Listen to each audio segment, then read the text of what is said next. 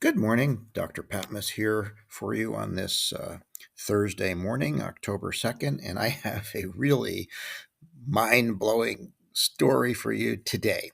I was reading the news and I like to check a website called MedPage Today. It's a roundup of medical news. And in there was a reference to an article in the Wall Street Journal that talked about the Tylenol decision recently that came out from Kennedy. And it described how the CEO of the company that manufactures Tylenol had met with Kennedy to discuss the fact that the evidence does not support the idea that Tylenol causes autism. And he thought that the meeting went well and that Kennedy wasn't going to move forward with this ridiculous rule that he put in place and that Trump actually talked about. And so he went away from the meeting happy. And then shortly thereafter, he got a text message from Kennedy with a link to a video or an article from somebody named Sayer Ji, Sayerji. I'd never heard of Sayer Ji and don't know who he is. And I thought it was interesting that Kennedy was sending this to the CEO of the company that makes Tylenol, saying like this is who I rely upon, or check out this information. What do you think about this? Except he wasn't asking a question; he was just sending the information. So I had to look up who is Sayer G and who is he to be informing the Secretary of Health and Human Services and the President of the United States on public health matters and healthcare issues. So if you read below, you will see who Sayer G is. Sayer G is not a doctor. In fact, Sayer G has no training at all in biology or chemistry or physics or medicine or internal medicine or infectious diseases or biomedical sciences or molecular biology or biochemistry or physiology or anything at all related to medicine or science. He has an undergrad. That's it. All he has is an undergraduate degree in philosophy. That's all. He has no training in any of these areas on which he is opining.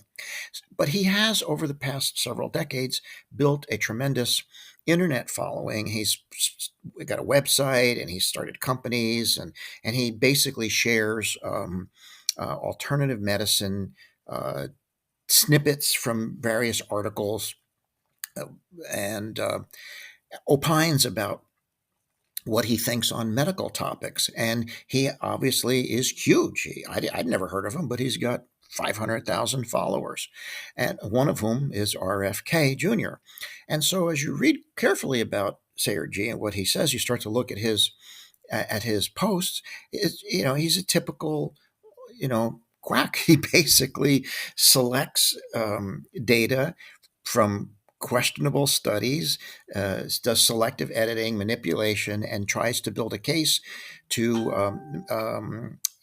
for various things that he talks about. Like he believes that Tylenol is toxic, and that it's nobody should be taking it. Let me be clear. I'm an internal medicine specialist for nearly 45 years. I have a master's degree in physiology and biochemistry. I've taught medicine as an adjunct faculty member at 3 medical schools. I am very well aware that Tylenol, in certain doses, is a poison. Just like everything else, the dose makes the poison. But in appropriate doses, Tylenol is not poisonous. And what Sayer G is basically saying is incorrect. So, but more to the point, here we have somebody who is not a physician, no training, no license at all, opining as an expert in the public space. I say, well, you know, we have the First Amendment, freedom of speech. He can say what he wants, but there's a distinction there here to be made. He's not just offering his opinion; he is opining as an expert, and he is not.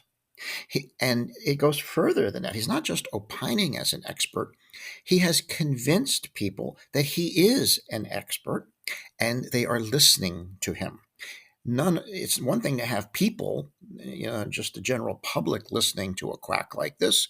It's another thing to have the Secretary of Health and Human Services taking his words as fact and acting on them to craft policy, which the President of the United States um, then acts upon and states as fact. So let's break this down a little further. What is practicing medicine without a license? Well, according to state medical practice acts, practicing medicine without a license is when you give advice to a patient, and that's practicing medicine. Without a license is if you give advice to a patient and you're not a licensed physician. That's practicing medicine without a license. That's a crime. And it's in the context of a one-to-one interaction. So if I have 14 medical licenses, but let's say I didn't have one, and I tell you to take something or not take something, I am practicing medicine without a license, and that's against the law. In this situation, Sayer Ji is advising the public on medical topics. He's giving advice to the public on medical topics about what to do or not to do. That is practicing medicine, but not on a one-to-one basis in a general context.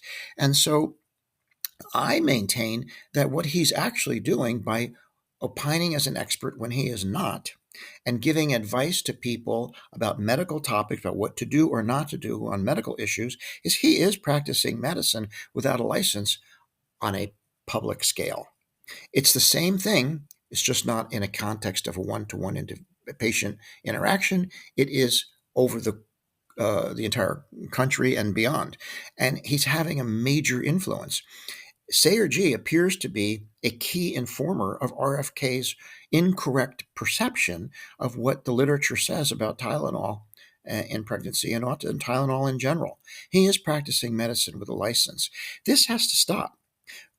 Physicians are the only ones who are licensed to give medical advice. You cannot give medical advice legally unless you're a licensed physician. If you do, you're practicing medicine without a license. So basically, that's my post for today. We have somebody with a bachelor's degree in philosophy who's now influencing healthcare over the entire country. Completely, going end around all physicians who are licensed. So, I mean, I work very hard. I've worked very hard to get these licenses and to maintain them, and I am personally insulted that a guy with a bachelor's degree in philosophy, of all things, is directing healthcare for the country and superseding the opinion of experts, true experts, licensed physicians. That just doesn't make any sense to me. It's one thing to have a physician who has insufficient training advising RFK. Someone say like Robert Malone or Peter McCullough or Jay Bhattacharya. They're doctors at least, but they're not trained they're not fully trained in the areas they advise on. That's one thing. At least they're doctors, and both Malone and McCullough have licenses. Bhattacharya doesn't, so they're at least licensed physicians. I'll give them that credit for that. But Sayer Ji is not a licensed physician. He's not a physician at all. In fact, he doesn't have any background in science. What have we come to? Can anybody just play doctor anymore? Can your Aunt Betty and your Uncle Tony just hang out a shingle and start giving medical advice without any consequences or accountability? Yet if I say one wrong thing and give you one wrong piece of advice, I am potentially liable. But they have no liability at all. That's not fair. It's not fair to the public. It's not fair to everybody in the system. So that's the post for today. Give it some thought and please share. Thank you.